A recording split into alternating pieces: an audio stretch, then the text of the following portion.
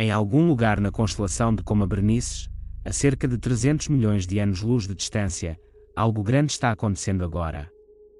Duas galáxias, enormes, em uma escala que o cérebro humano não consegue digerir normalmente, são lenta, mas imparavelmente, puxadas uma para a outra. Cada um possui um buraco negro supermassivo dentro. Centenas de bilhões de estrelas de cada lado.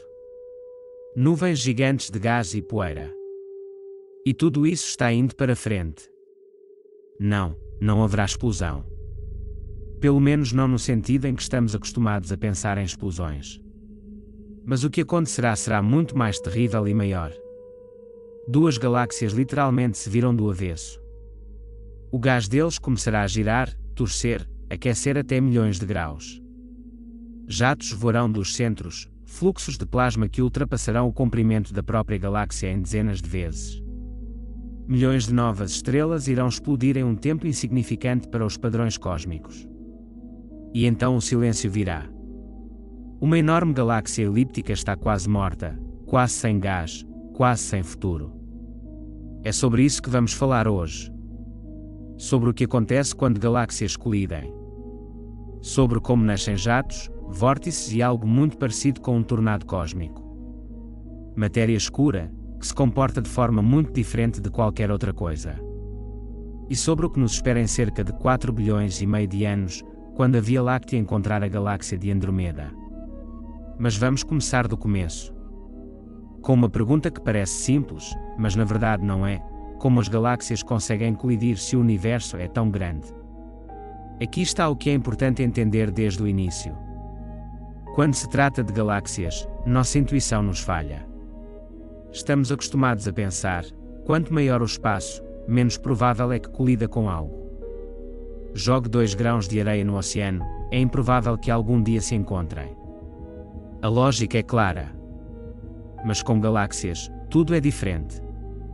Galáxias não são ilhas solitárias em espaço infinito.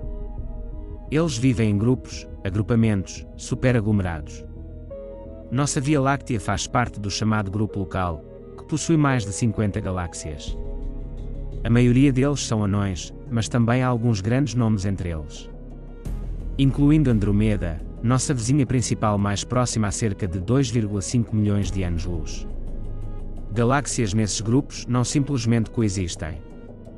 Eles estão gravitacionalmente ligados. Eles se sentem atraídos um pelo outro. E eles se movem. Andromeda, por exemplo, está voando em nossa direção a uma velocidade de cerca de 110 km por segundo. Agora mesmo. Direto para nós. Mas porque as colisões ocorrem não é apenas uma questão de velocidade. É uma questão de tamanho. Galáxias são muito maiores em relação às distâncias entre elas do que, por exemplo, estrelas em relação às distâncias entre elas. O diâmetro da Via Láctea é de cerca de 100 mil anos-luz. A distância até Andromeda é de 2,5 milhões de anos-luz.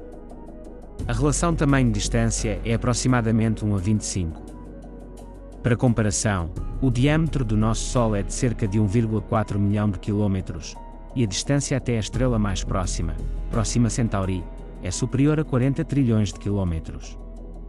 A proporção lá é de 1 para 30 milhões. É por isso que as estrelas quase nunca colidem diretamente, mas as galáxias podem muito bem. E mais um ponto importante.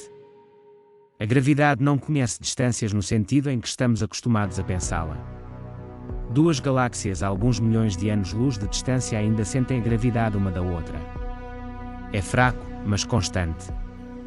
E por bilhões de anos, essa atração constante e fraca cumpre seu papel. As galáxias começam a se aproximar umas das outras. Eles aceleram devagar. E então não conseguem parar. É exatamente isso que está acontecendo com Andromeda agora. E é exatamente isso que já aconteceu, ou está acontecendo agora, em milhares de outros lugares do universo. Agora vamos ver o que exatamente acontece quando duas galáxias começam a se tocar. Porque muitas pessoas cometem erros aqui, e esse erro é compreensível. Quando você diz colisão, o cérebro desenha uma imagem de um impacto frontal. Duas coisas enormes colidem uma com a outra e se despedaçam. Como dois carros em um cruzamento.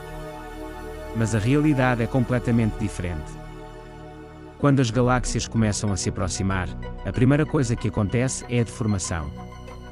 As forças de maré gravitacional de uma galáxia começam a puxar as estrelas e o gás da outra.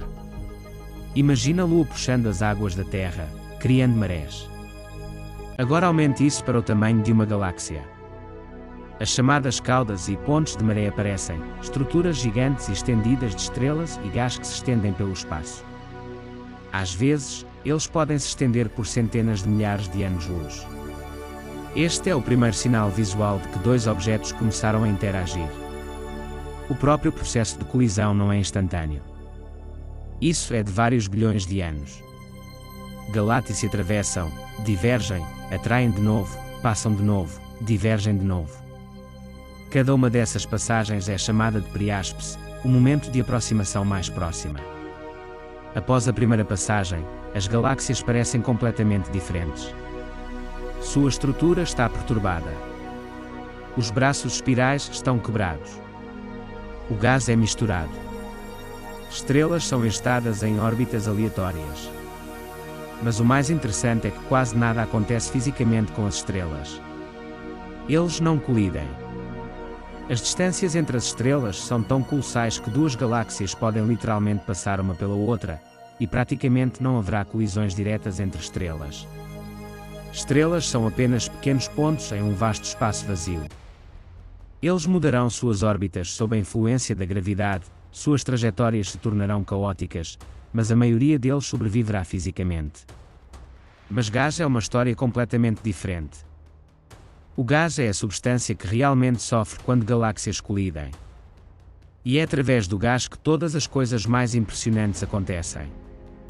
Ao contrário das estrelas, as nuvens de gás não passam apenas umas pelas outras sob a influência da gravidade. O gás interage fisicamente. Quando dois fluxos de gás de galáxias diferentes colidem, ocorrem ondas de choque. A pressão arterial sobe bruscamente. A temperatura sobe. O gás é comprimido em pedaços densos. E esses aglomerados densos são condições ideais para o nascimento de novas estrelas. É por isso que, durante colisões de galáxias, observa-se o chamado surto de formação estelar, ou starburst em inglês. A taxa de nascimento de novas estrelas aumenta dramaticamente, às vezes dezenas ou até centenas de vezes em comparação com a média. Na nossa Via Láctea, cerca de 1 ou 2 estrelas nascem por ano. Em galáxias que enfrentam colisão, esse número pode chegar a várias centenas por ano. Essa é uma diferença colossal. Mas há uma nuance aqui. Essa formação estelar é uma espécie de suicídio. Quanto mais rápido uma galáxia dá origem a novas estrelas, mais rápido ela consome seu suprimento de gás. E sem gás, novas estrelas não são mais formadas. Depois que todo o gás é consumido pelas estrelas ou descartado, falaremos mais sobre isso em um momento, a galáxia parece apagar a luz. Ela se torna, vermelha e morta, uma galáxia elíptica onde vivem apenas estrelas vermelhas antigas, e quase não há estrelas jovens e azuis. É por isso que grandes galáxias elípticas no centro dos aglomerados são consideradas uma espécie de cemitérios, resultado de fusões e colisões repetidas, cada uma queimando outra porção de gás. Agora, sobre a matéria escura. Porque sem ele, a história das colisões galácticas estaria incompleta e errada. Matéria escura é matéria que não podemos ver. Ela não emite luz, não a absorve, não interage com radiação eletromagnética de nenhuma forma. Só sabemos sobre sua existência por meio da gravidade. Ela atrai outros objetos, e essa atração pode ser medida. De acordo com dados modernos, em uma galáxia típica, a matéria comum, estrelas, gás, poeira, representa apenas cerca de 15% da massa total. Todo o resto é matéria escura. Ela forma um enorme halo invisível ao redor da galáxia que se estende muito além do disco visível. E é isso que acontece com a matéria escura quando galáxias colidem. Ele se comporta de forma fundamentalmente diferente do gás. O gás, como já dissemos, interage fisicamente, por meio da pressão, das ondas de choque. A matéria escura não faz isso. Ela interage apenas por meio da gravidade. Portanto, quando duas galáxias colidem, seus alvos escuros literalmente passam um pelo outro.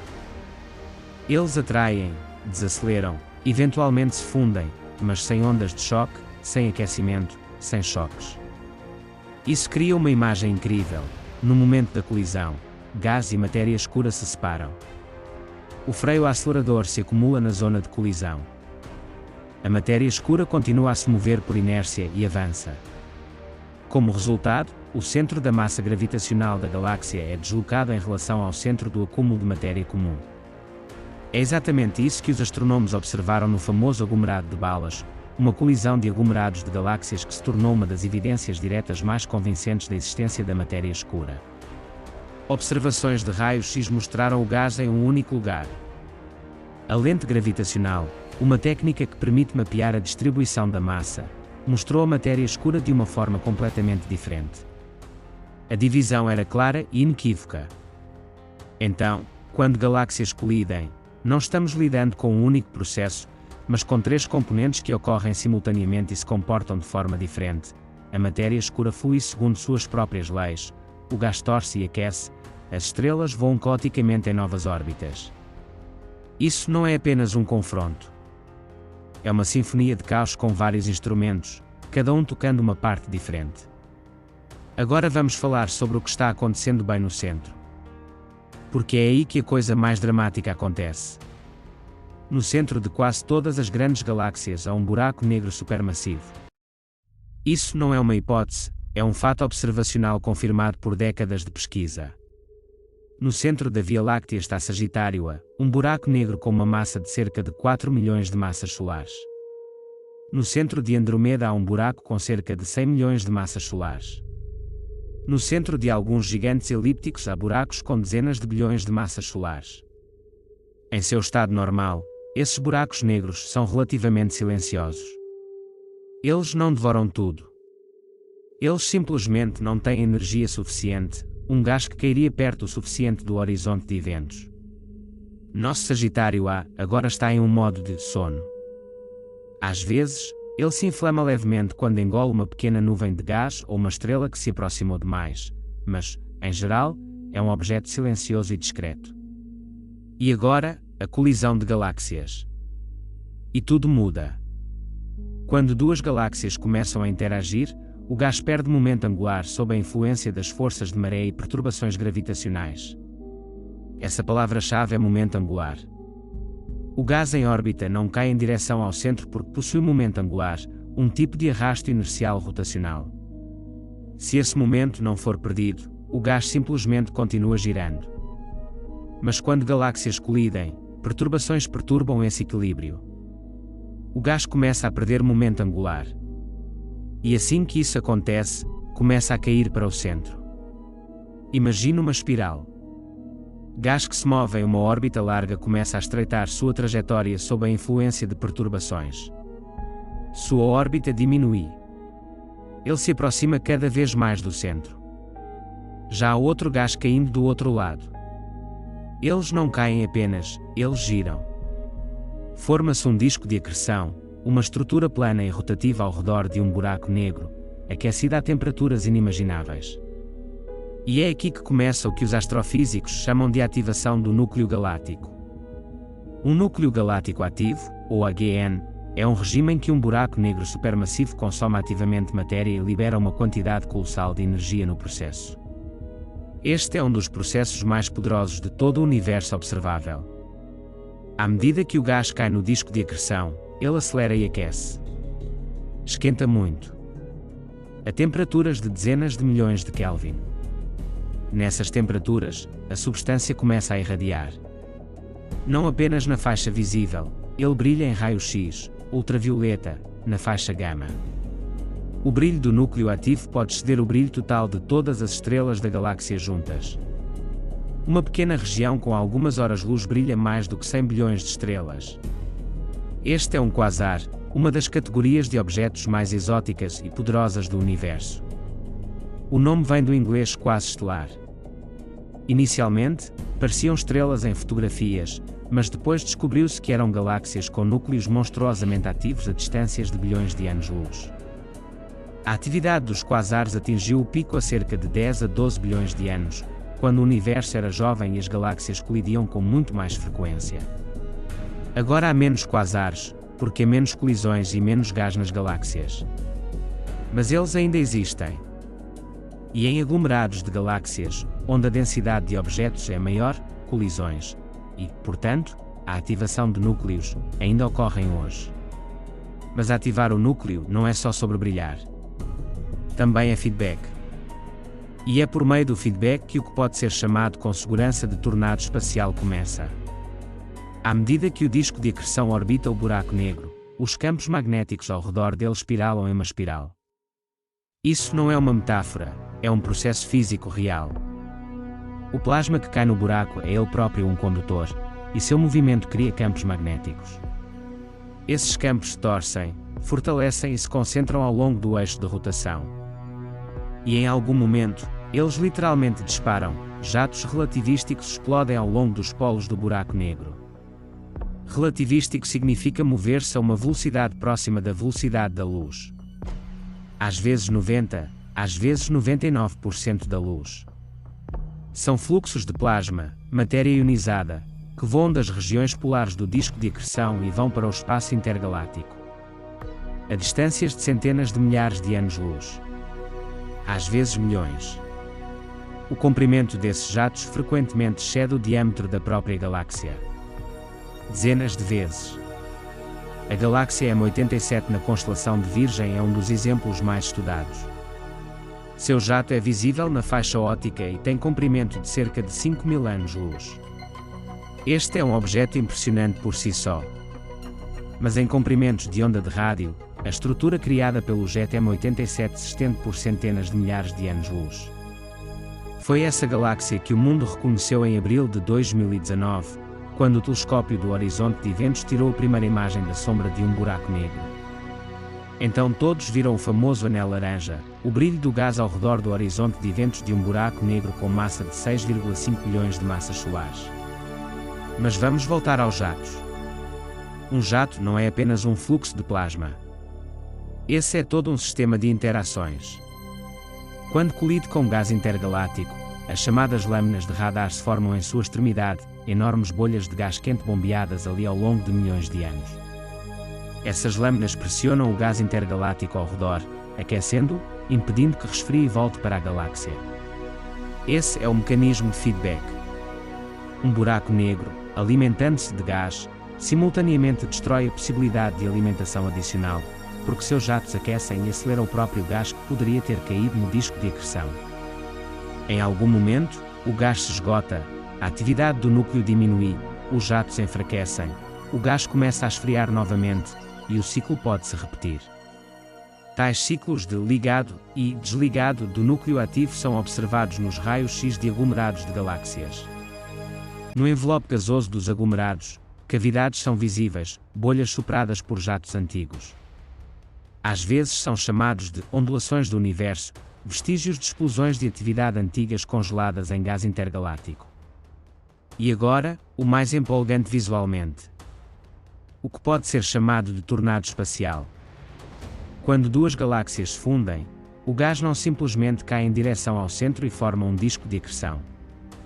Ele faz isso em trajetórias muito complexas. Gás de uma galáxia gira em uma direção. Gases de outra pessoa, possivelmente para outra. Ou em um ângulo. Quando esses fluxos se encontram, começa a turbulência de proporções colossais. Em astrofísica, isso é chamado de turbulência dinâmica de gases. Os fluxos se torcem e formam vórtices. Vórtices de diferentes escalas estão aninhados uns dentro dos outros, vórtices enormes se fragmentam em menores, aqueles em outros ainda menores, até níveis onde a viscosidade do gás finalmente amortece o movimento. Essa hierarquia de vórtices é um sinal clássico de turbulência avançada. Se pudéssemos observar tudo isso de perto em imagens de time-lapse, veríamos algo muito parecido com um tornado terrestre. Só que, em vez de ar e vapor d'água, hidrogênio ionizado e hélio. Em vez de quilômetros, há milhares de anos-luz. Em vez de minutos, há milhões de anos. E em vez de um vento de 500 km por hora, há fluxos de plasma com velocidades de centenas e milhares de quilômetros por segundo. Esses vórtices dinâmicos de gases fazem várias coisas ao mesmo tempo. Primeiramente, eles misturam gás de diferentes origens. Gás de duas galáxias em fusão se unem e adquirem propriedades comuns. Em segundo lugar, a turbulência aquece o gás, a energia mecânica dos vórtices se transforma em calor. Terceiro, vórtices provocam compressões locais. Nos nós da estrutura turbulenta, o gás condensa, e novas estrelas podem se inflamar ali. Mas é especialmente interessante que a turbulência consiga transportar momento angular. E isso é de importância crítica. É através de vórtices turbulentos que o gás eventualmente perde o momento angular e cai para o centro, alimentando o buraco negro. Ou seja, turbulência não é apenas caos. Esse é o mecanismo pelo qual o caos alimenta o objeto mais poderoso da galáxia. Há outro efeito importante que vale a pena comentar separadamente. Estes são ventos galácticos. Quando o núcleo está ativo e os jatos são poderosos, eles não simplesmente escapam para o espaço intergaláctico. Eles interagem com o gás interestelar da própria galáxia.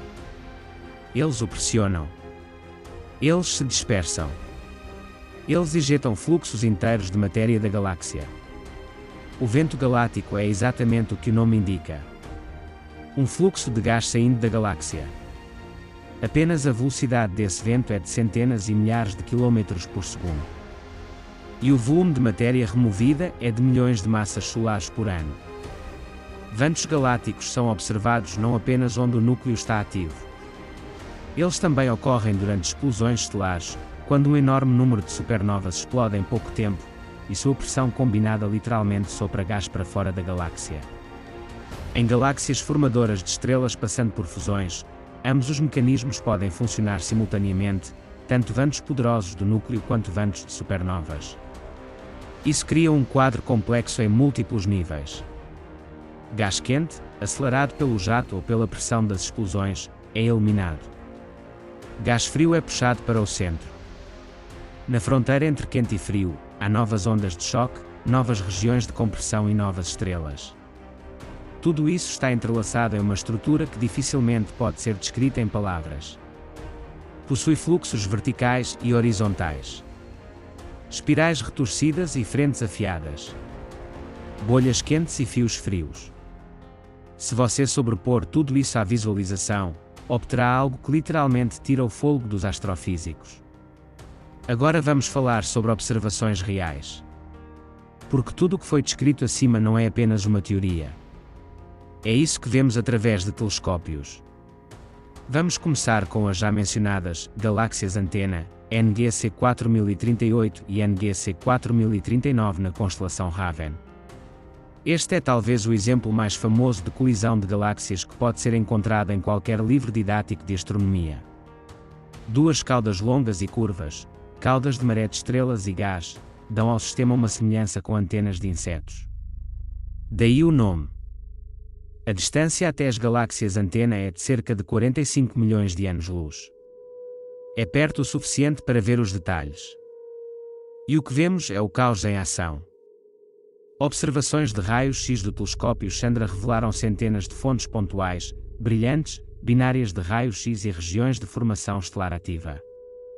Observações no infravermelho revelaram nuvens densas de poeira aquecidas por estrelas jovens e massivas.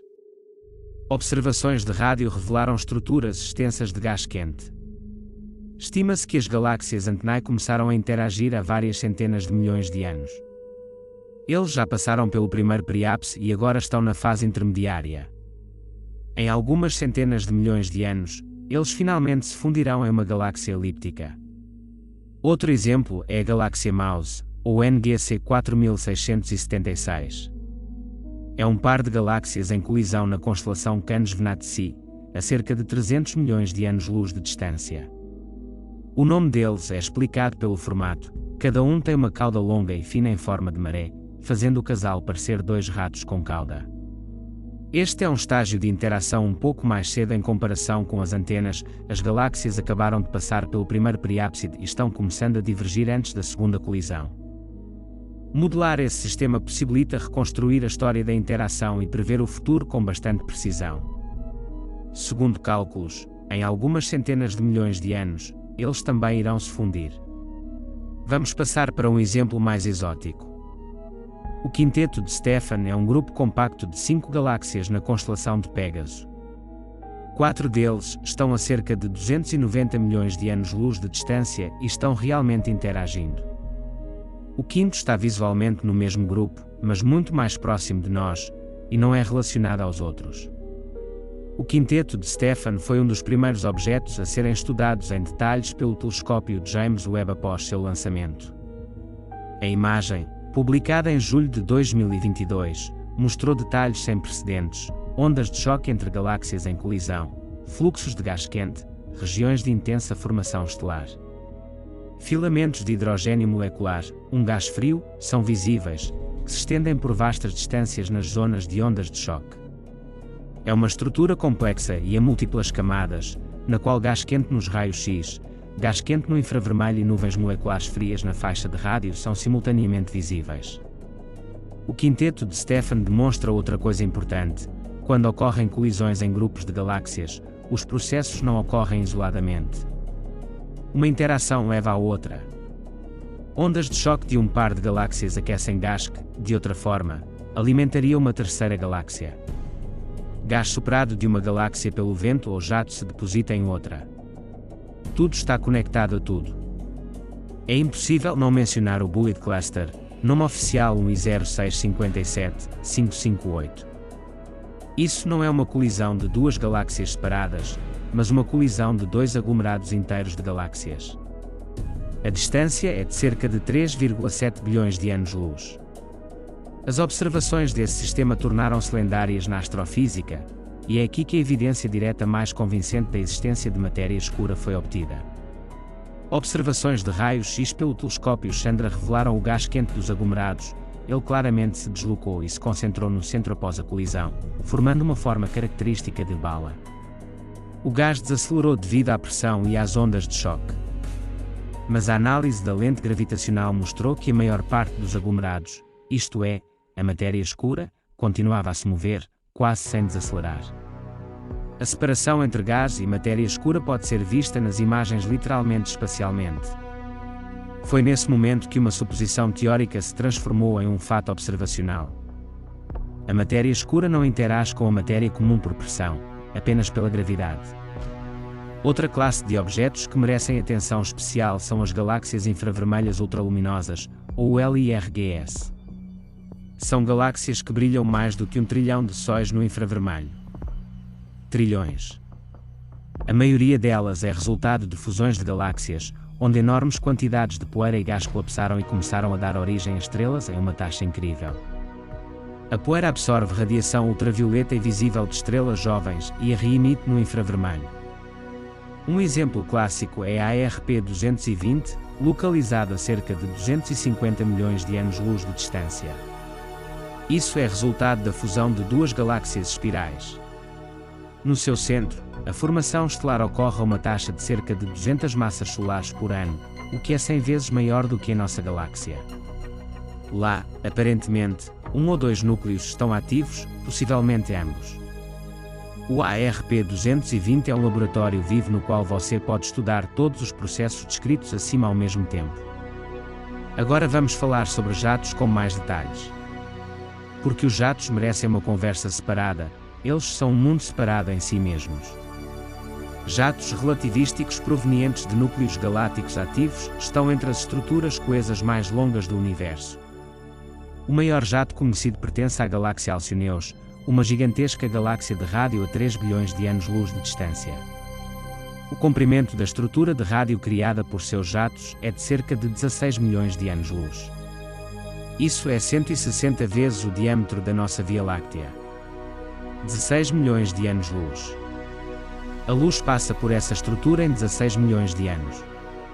Os jatos do M87 são talvez os mais estudados, devido à proximidade da galáxia e ao brilho do jato. Foi possível rastreá-lo em diferentes escalas. No início, literalmente na base, na escala de milhares de raios gravitacionais de um buraco negro, o telescópio do horizonte de eventos conseguiu resolvê-lo. Há uma conexão entre o disco de acreção e o início do jato. Esse é um nível de detalhamento sem precedentes.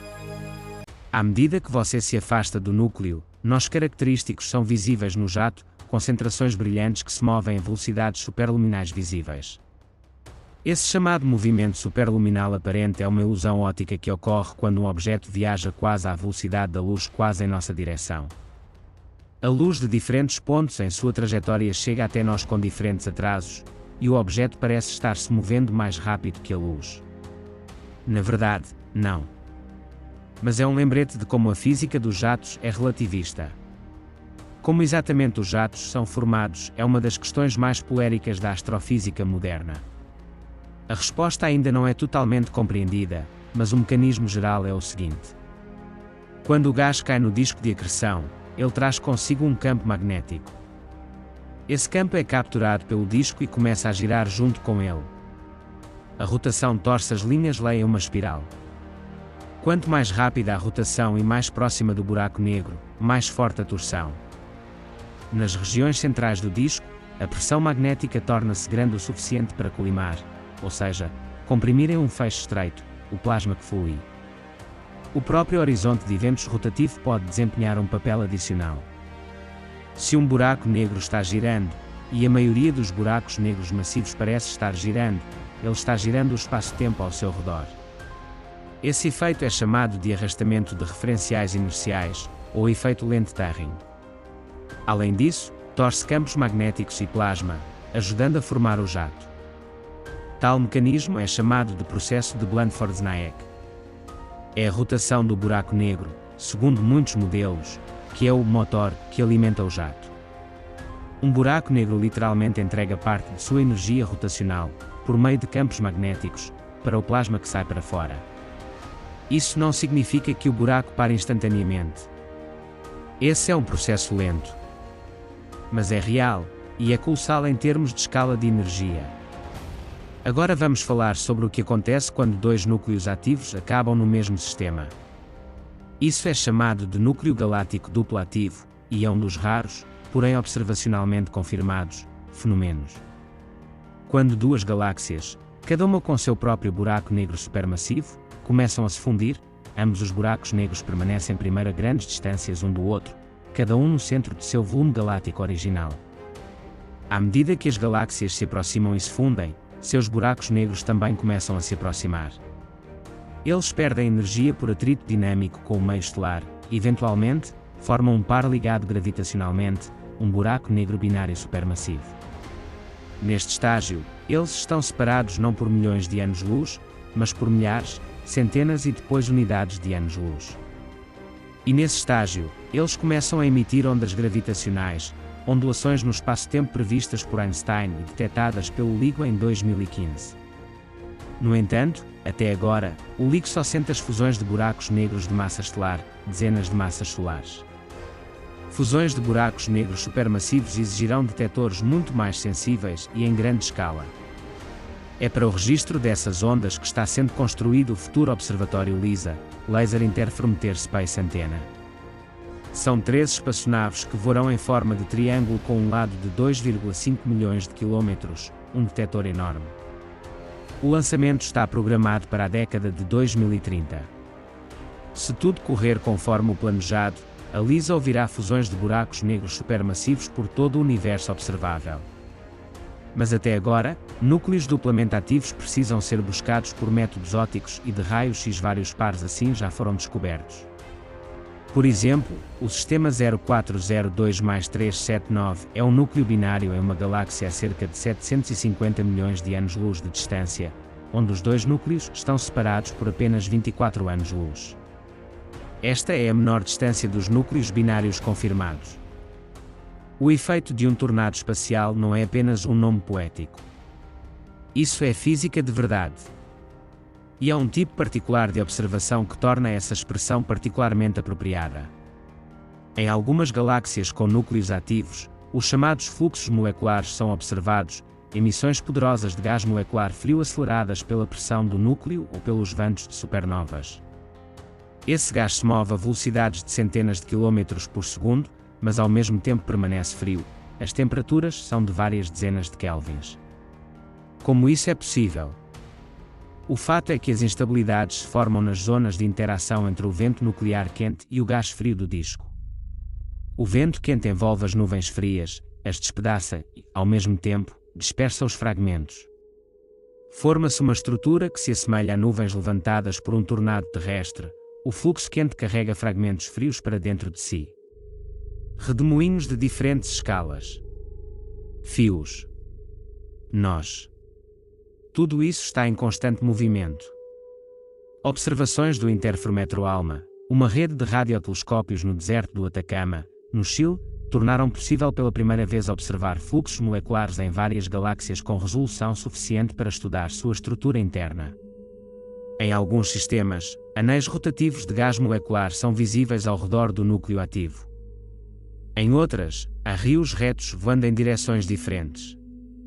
Em terceiro lugar, existem estruturas intrincadas de vórtice, onde o gás se move simultaneamente para dentro e para fora em diferentes áreas.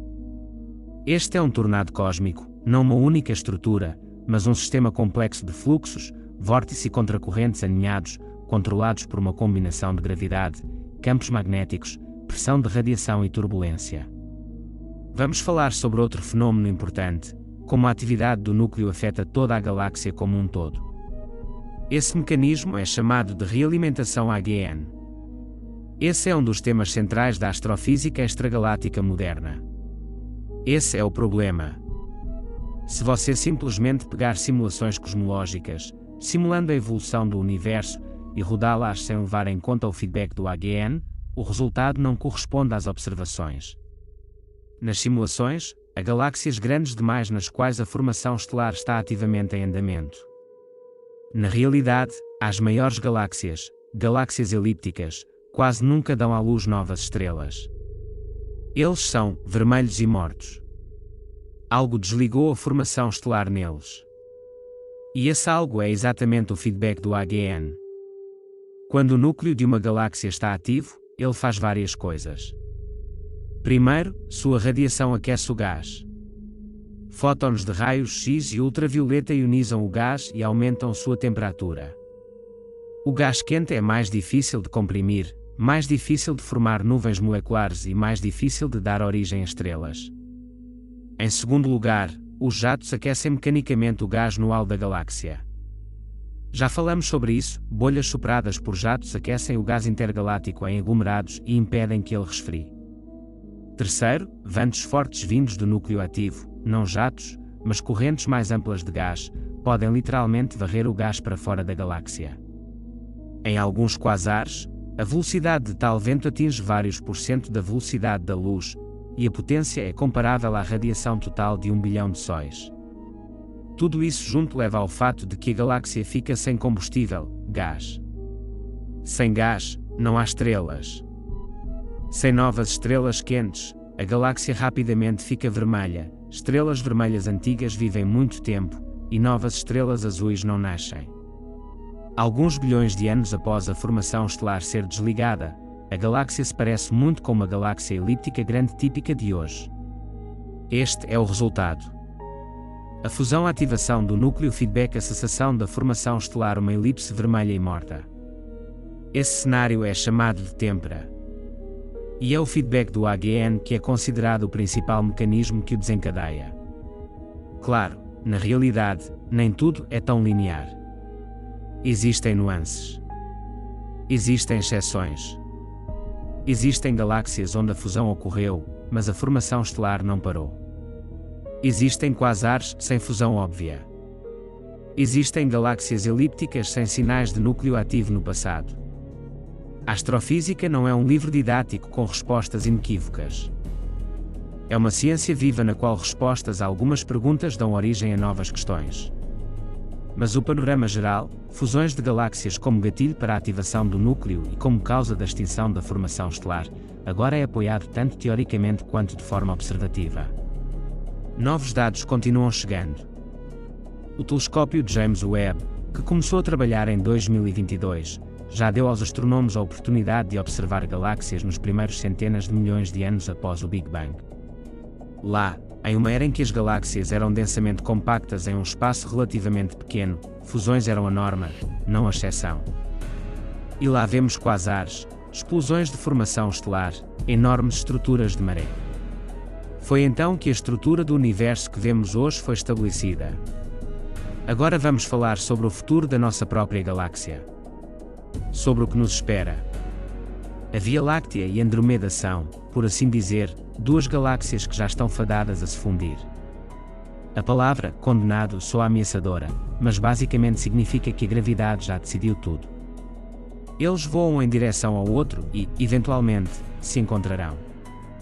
De acordo com estimativas dos astrónomos, baseadas em observações do telescópio espacial Hubble e do telescópio espacial Gaia, o primeiro periápside, a aproximação mais próxima, ocorrerá em cerca de 4,5 bilhões de anos.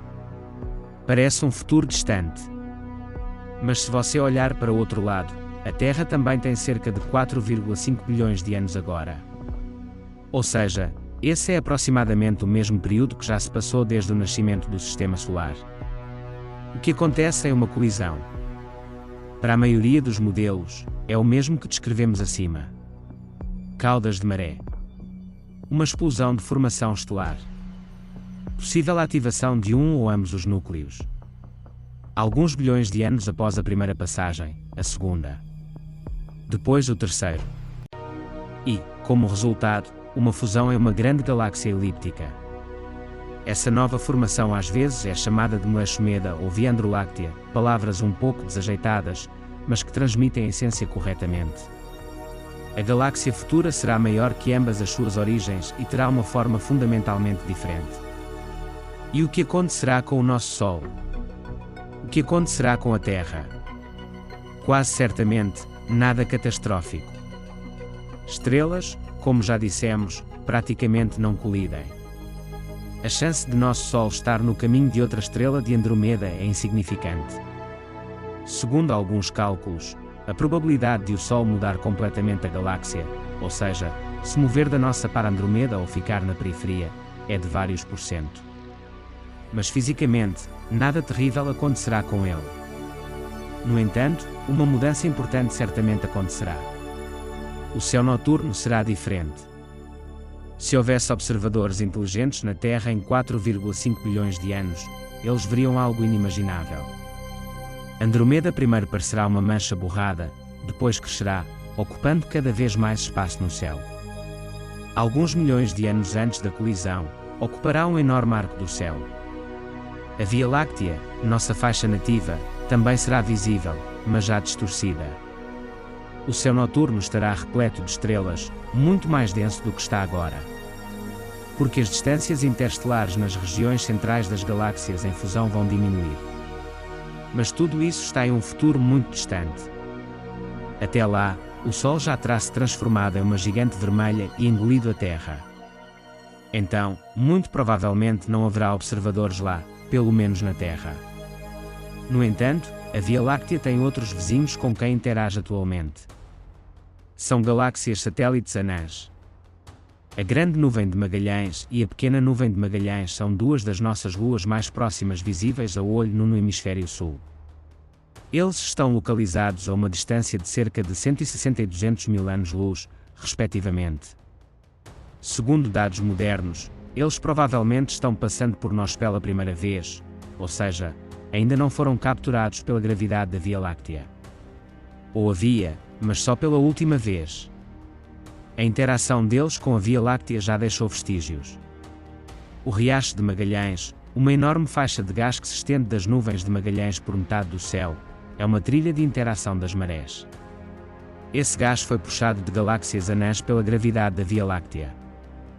Além disso, em 2003, a galáxia anã de Sagitário, um satélite da nossa galáxia, foi descoberta, que está sendo despedaçada e engolida pela Via Láctea neste momento. Suas estrelas estão espalhadas em uma enorme órbita ao redor da nossa galáxia. Na verdade, estamos testemunhando uma pequena fusão agora, não um duelo épico entre dois rivais iguais, mas a absorção de um objeto muito menor. E essa é uma história típica. Galáxias grandes crescem absorvendo pequenos vizinhos. Isso é chamado de fusão hierárquica, e é o principal mecanismo para o crescimento de galáxias no modelo cosmológico padrão. Há outra classe de processos que merece ser mencionada, a interação de galáxias sem uma colisão direta. Os chamados encontros de passagem rápida. Às vezes, As galáxias passam próximas o suficiente para se distorcerem por forças de maré, mas não colidem diretamente nem se fundem. O resultado dessas interações pode ser galáxias em anel polar, objetos nos quais estrelas e gás giram em dois planos mutuamente perpendiculares. Literalmente parece um anel cruzando a galáxia em ângulos retos. Tais estruturas surgem quando uma galáxia captura gás de outra, mas o gás aprisionado cai em um ângulo diferente em relação ao disco original. Outro exemplo são as galáxias anular. A galáxia de Cartagena, mais conhecida como Roda, é um dos exemplos mais proeminentes. Uma pequena galáxia perfurou seu centro, e a onda de choque dessa colisão se espalhou, espremendo o gás em seu caminho. O resultado é um anel de formação estelar ativa com diâmetro de cerca de 150 mil anos-luz, espalhando-se a uma velocidade de várias centenas de quilómetros por segundo. A variedade de formas que as galáxias assumem no processo de interação é impressionante. Nenhuma fusão é exatamente igual, cada uma é definida por uma combinação única de massas, velocidades, orientações, composição de gás e matéria escura. Vamos voltar à questão de como exatamente os cientistas estudam tudo isso. Porque a observação de uma fusão específica é sempre um instantâneo de um momento. Não podemos assistir um sistema a ir desde o início da interação até a fusão final, leva bilhões de anos. Observamos diferentes sistemas em diferentes estágios e formamos uma imagem deles. É como estudar o ciclo de vida de uma árvore, olhar para uma semente, uma muda, uma árvore adulta e um tronco murcho em um único momento, e reconstruir o histórico de crescimento a partir dessas fotos. O método funciona, mas exige cautela. Além das observações, astrofísicos utilizam amplamente modelagem numérica. Simulações modernas conseguem rastrear o comportamento de bilhões de partículas em galáxias em fusão, estrelas, gás, matéria escura. Supercomputadores possibilitam reproduzir em detalhes o que acontece em uma colisão e verificar se o resultado corresponde ao que vemos nos telescópios. A maior dessas simulações, o projeto Illustris e seu sucessor Illustris TNG, reproduzem a evolução de um volume representativo do universo desde o Big Bang até os dias atuais. Eles mostram galáxias individuais, suas fusões, a formação de caudas de maré, explosões de formação estelar e a ativação de núcleos. E tudo isso é consistente com observações em um nível surpreendentemente alto, embora as nuances do feedback do AGN ainda sejam objeto de estudo intenso. Vamos falar sobre um fenômeno que conecta tudo e que muitas vezes permanece nos bastidores. Sobre o papel dos campos magnéticos. O espaço intergaláctico e interestelar é permeado por campos magnéticos. Eles são fracos, bilhões de vezes mais fracos que o campo magnético da Terra. Mas eles estão por toda parte. E eles desempenham um papel importante nas colisões de galáxias. Primeiro, campos magnéticos ajudam a evitar que os filamentos de gás decaiam. Em zonas de colisão, o gás forma filamentos longos e finos, e é a pressão magnética ao longo do filamento que ajuda a manter sua forma. Esses filamentos tornam-se locais de intensa formação estelar. Segundo, campos magnéticos afetam a turbulência. A turbulência magnetohidrodinâmica é diferente da turbulência gasodinâmica comum. É anisotrópico, ou seja, não é igual em diferentes direções. Ela transporta energia e momento angular de uma forma diferente. Compreender campos magnéticos em fusões é uma das tarefas urgentes da astrofísica observacional. Em terceiro lugar, são os campos magnéticos que fundamentam o mecanismo de formação dos jatos, como já dissemos. Sem eles, não haveria acreção em sua forma atual, nem jatos e fenômenos relacionados. Campos magnéticos em galáxias distantes podem ser observados através da polarização das emissões de rádio. ALMA, o Carl G. Jansky Very Large Array e outros instrumentos estão fornecendo mapas cada vez mais detalhados de polarização em fusões e galáxias ativas. Esta ainda é uma região jovem, mas os resultados já são animadores. Outra pergunta importante é: o que acontece com o próprio espaço intergaláctico ao redor das galáxias em fusão? Galáxias não vivem em um vácuo completo. O espaço entre galáxias em aglomerados é preenchido pelo chamado gás intergaláctico quente, sua temperatura é de dezenas de milhões de kelvins. Esse gás é visível nos raios-x e compõe a maior parte da matéria normal em aglomerados de galáxias, até mais do que todas as estrelas das galáxias juntas. Quando galáxias se fundem em um aglomerado, isso também perturba o meio intergaláctico. Ondas de choque se propagam por ele. Bolhas de jatos pressionam sobre ela. Ventos das galáxias adicionam metais a ela, elementos pesados sintetizados em estrelas. Por isso, o gás intergaláctico não consiste em hidrogênio puro, ele contém ferro, oxigênio, silício e outros elementos. Todos eles chegaram lá através dos ventos galácticos ao longo de bilhões de anos. De certa forma, todo o gás intergaláctico no aglomerado é um arquivo da história de todas as interações que ocorreram ali. Sua estrutura térmica, composição química e grau de turbulência carregam informações sobre eventos passados. Agora vamos falar sobre ondas gravitacionais com mais detalhes. É um tema que abriu uma janela totalmente nova para o universo nos últimos anos. Em setembro de 2015, os detectores LIGO detectaram o primeiro sinal, ondas gravitacionais da fusão de dois buracos negros de massa estelar. Foi um evento GW150914. As ondas transportaram informações sobre a fusão de dois buracos negros com massas de cerca de 36 e 29 massas solares, que ocorreu a cerca de 1,3 bilhão de anos-luz de distância. Desde então, LIGO, Virgo e Cagra registraram centenas de eventos, fusões de buracos negros, estrelas de nêutrons e sistemas mistos. Cada evento é uma curta explosão de ondas gravitacionais, que dura uma fração de segundo ou um segundo. Fusões de buracos negros supermassivos produzirão ondas de natureza completamente diferente, não momento, mas uma longa onda senoidal com frequência crescente que pode durar milhões de anos. É impossível detectá-lo da Terra, o detector LISA é necessário no espaço e com uma base de milhões de quilômetros. Mas há outra forma de ouvir fusões de buracos negros supermassivos, agora mesmo. Essa é a rede de temporização dos pulsares. Pulsares são estrelas de nêutrons que giram em velocidade tremenda e emitem pulsos de rádio com uma regularidade surpreendente, mais precisamente do que muitos relógios atômicos. Se uma onda gravitacional passar pelo espaço entre a Terra e o pulsar, a regularidade dos pulsos é levemente interrompida. Muito pouco, mas mensurável. Em 2023, várias colaborações internacionais ao mesmo tempo, NANOGRAV nos Estados Unidos, EPTA na Europa, PPTA na Austrália e CPTA na China, publicaram resultados que indicam fortemente a detecção de radiação de ondas gravitacionais de fundo.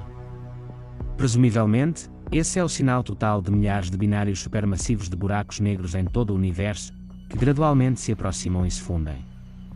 Em outras palavras, é o sussurro de fundo de inúmeras fusões de galáxias, registradas em desvios da regularidade dos pulsos de pulsar. Este é um dos resultados observacionais mais importantes dos últimos anos. E está diretamente relacionado ao tema da nossa conversa, o que acontece quando galáxias colidem e seus núcleos se aproximam. Vamos voltar ao próprio processo de fusão por um momento e falar sobre escalas de tempo, porque é fácil subestimá-las. A primeira aproximação próxima de duas grandes galáxias, o primeiro periápside, leva várias centenas de milhões de anos a partir do momento em que estão separadas por centenas de milhares de anos-luz. Depois disso, eles divergem, são desacelerados pela gravidade e se aproximam novamente. Cada passagem sucessiva é mais lenta e próxima do que a anterior porque o sistema perde energia por atrito dinâmico. O tempo total desde o início da interação até a fusão completa varia de 1 a vários bilhões de anos, dependendo das massas, velocidades e parâmetros orbitais. Isso significa que a maioria das fusões que estamos vendo atualmente são eventos que começaram quando a Terra estava se formando, ou antes. Vemos o meio do processo. O começo e o fim estão além da nossa capacidade de observar em um único objeto. É por isso que estatísticas são tão importantes. Com uma grande amostra, milhares de galáxias em diferentes estágios de interação, é possível reconstruir a evolução. Grandes levantamentos do céu, como o Sloan Digital Sky Survey, forneceram aos astrónomos exatamente esse tipo de amostra. E o futuro levantamento do LSST no Observatório Vera Rubin, que começou a trabalhar em 2025, oferece ainda mais. Agora vamos falar sobre o que acontece no final do processo, quando os dois núcleos finalmente chegam a poucos anos-luz ou menos. Esse é o chamado problema do último parsec. É disso que ele consiste. O atrito dinâmico com o meio estelar efetivamente desacelera a aproximação de dois buracos negros a grandes distâncias. Mas, à medida que se aproximam, há cada vez menos estrelas disponíveis para frenagem, sua esfera de influência se esgota. E o processo de aproximação está desacelerando. Buracos negros precisam de alguma forma se aproximar o suficiente para que a emissão de ondas gravitacionais se torne eficaz. E isso requer distâncias da ordem dos milésimos de um parsec, ou seja, vários dias-luz. Como eles superam o último parsec não é totalmente conhecido. Os mecanismos possíveis incluem turbulência no disco de gás, perda de energia por interação com sistemas estelares triplos e a contribuição de potenciais assimétricos de galáxias reais. Este é o campo vivo da astrofísica teórica, e a única maneira de testar certos mecanismos é detectar fusões reais em ondas gravitacionais. Lisa precisa dar uma resposta. É hora de falar sobre como é viver em uma galáxia que está passando por uma fusão. Mais precisamente, como seria se vida inteligente existisse em um planeta em uma das galáxias em colisão, digamos, a mesma galáxia ARP 220, o que ela observaria? A primeira e mais óbvia mudança: o céu ficaria muito mais claro. Explosões de formação estelar em massa produzem um enorme número de estrelas jovens e massivas azuis. Elas vivem por pouco tempo, alguns milhões de anos, e morrem como supernovas. Explosões de supernovas ocorreriam com muito mais frequência do que a nossa galáxia atual. A Via Láctea tem cerca de 1 ou 2 supernovas por século. Em um Galaxy Starburst, isso pode ser mais ou menos por ano. Cada supernova próxima representa uma ameaça potencial à biosfera do planeta em um raio de várias centenas de anos-luz. A radiação gama pode destruir a camada de ozônio. Várias supernovas seguidas ao longo de 1 milhão de anos representam um estresse ambiental sério. Mas o mais dramático é a ativação do núcleo. Se um quasar brilhante se acender em uma galáxia, sua radiação será visível de qualquer lugar da galáxia. Não é uma estrela no céu, é um objeto que brilha mais do que o resto da galáxia. Radiação ultravioleta e de raios X intensa permeará o espaço interestelar. Para a vida em planetas próximos ao núcleo, isso seria devastador. Na periferia, é muito menos perigoso, mas perceptível. Então, a colisão de galáxias não é apenas bela. Este é potencialmente um dos processos mais hostis à vida no ambiente galáctico. No entanto, há um lado negativo. Fusões de galáxias não são apenas sobre destruição, mas também sobre construção.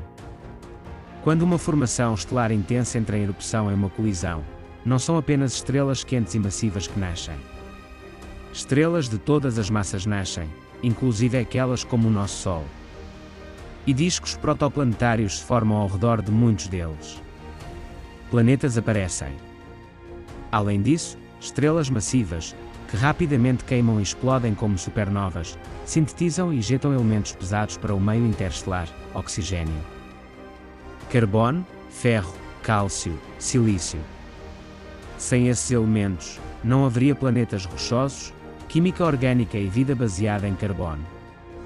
Cada fusão de galáxias enriquece o meio interestelar com elementos pesados e, assim, cria as condições para a próxima geração de planetas e uma potencial biosfera.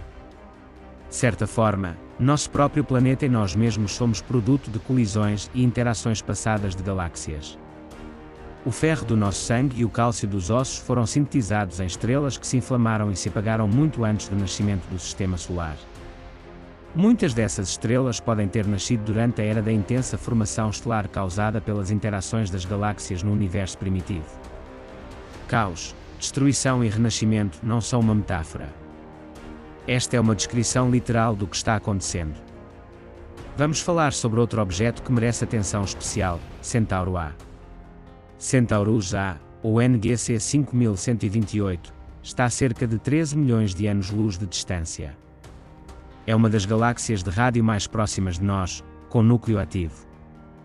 É facilmente reconhecível pela característica faixa de poeira escura que cruza o corpo elíptico brilhante. Essa faixa é o traço de uma galáxia espiral engolida, relativamente recentemente, pelos padrões cósmicos.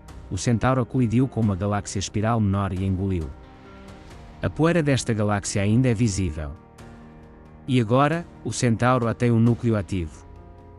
Seu buraco negro, com uma massa de cerca de 55 milhões de massas solares, está ativamente devorando matéria.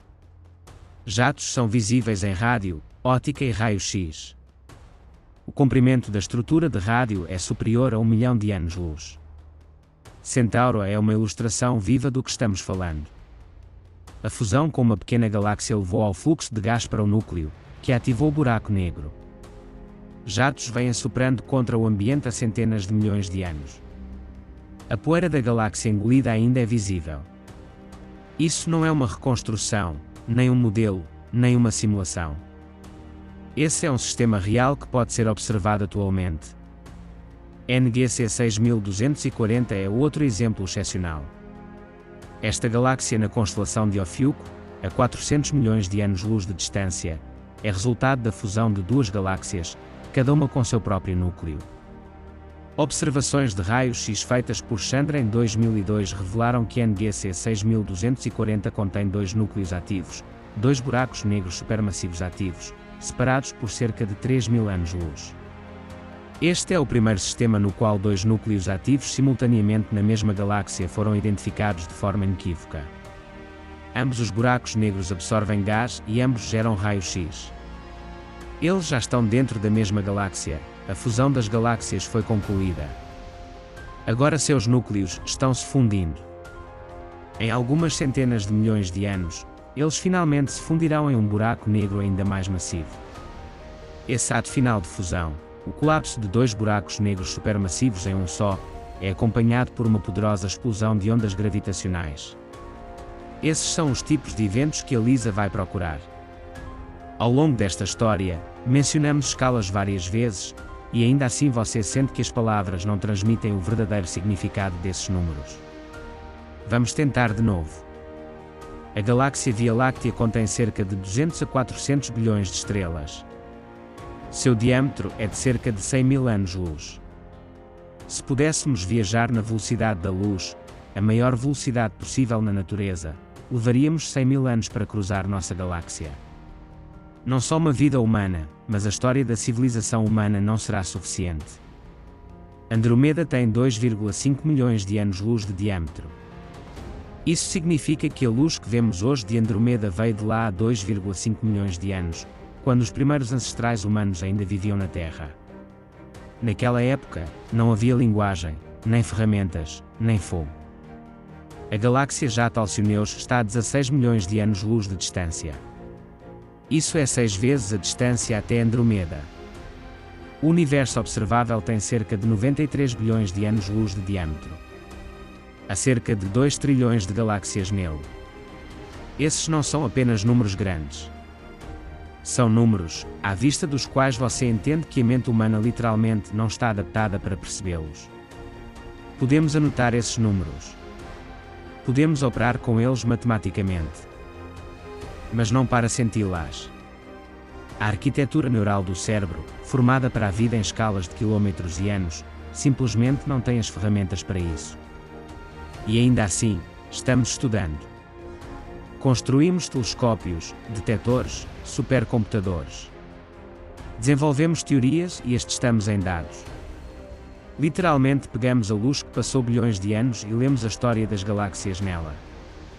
Provavelmente essa é uma das coisas mais impressionantes sobre a existência humana, que a evolução produziu uma inteligência capaz de fazer perguntas na escala de todo o universo. Antes de avançar para o final, gostaria de mencionar um conceito que dá a todos os anteriores uma dimensão adicional.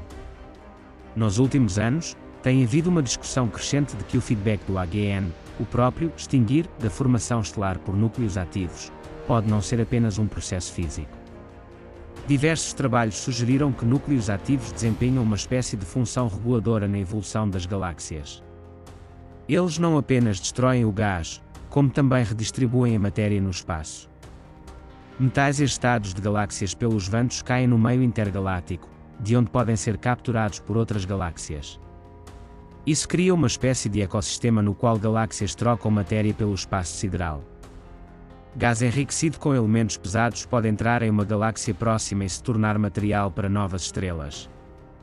A matéria escura de um alvo se mistura com a matéria escura de outro quando se funde. Toda a estrutura em grande escala do universo, a teia de filamentos, nós e vazios que podem ser vistos em mapas de levantamentos galácticos, é um vestígio desses processos que ocorreram ao longo de 13,8 bilhões de anos. Cada fusão, cada jato, cada vento galáctico é uma pequena contribuição para esse padrão grandioso. Agora, para o final. O motivo pelo qual, na verdade, valia a pena contar tudo isso. Quando olhamos para o céu noturno, vemos uma imagem estática. As estrelas ficam paradas. Galáxias são apenas pontos borrados. Tudo parece eterno e imutável. Mas isso é uma ilusão gerada pelo fato de que nossa vida é incomparavelmente mais curta que os processos cósmicos. Na verdade, o céu vive. Galáxias estão se movendo. Eles se importam. Eles se fundem. Suas colisões dão origem a novas estrelas, novos planetas, novas possibilidades para a química e, talvez, para a vida. Suas colisões despertam buracos negros que brilham mais que 1 trilhão de sóis e lançam jatos de plasma a milhões de anos-luz de distância. Em seus gases, redemoinhos e tornados de proporções inimagináveis giram. As fusões deles abalam o próprio espaço-tempo. E isso não é em algum lugar distante, no mundo teórico abstrato. Isso está acontecendo. Agora mesmo. Enquanto você lê ou ouve isso, em algum lugar do universo, 2 núcleos galácticos estão fazendo outra rotação em direção à fusão final. Em algum lugar, um jato colide com gás intergaláctico e explode uma bolha de centenas de milhares de anos-luz de largura. Em algum lugar, um fluxo molecular frio se afasta da galáxia a uma velocidade de 1000 km por segundo. E em 4,5 bilhões de anos, isso vai acontecer conosco. Nossa galáxia, o mesmo rastro de luz no céu noturno que todos os ancestrais humanos viram desde o início dos tempos, encontrará Andromeda. Algo vai crescer. Algo vai nascer. Provavelmente, bilhões de anos após a fusão, haverá planetas nas proximidades da nova galáxia elíptica, planetas formados a partir de material que fazia parte da nossa galáxia bilhões de anos atrás. Haverá vida lá. Haverá uma mente que olha para o céu e se pergunta sobre suas origens. Não sabemos. Mas a pergunta em si é maravilhosa. O universo não é estático. Não é seguro. Não é projetado pensando na conveniência do observador. É enorme, fervilhando e indiferente. Mas é nessa turbulência, em colisões, explosões, vórtices e jatos, que tudo o que torna a nossa existência possível nasce. Caos não é o oposto de ordem. Caos é o que a ordem é construída. E isso é mais evidente do que no espaço, quando a galáxia mergulha no caos.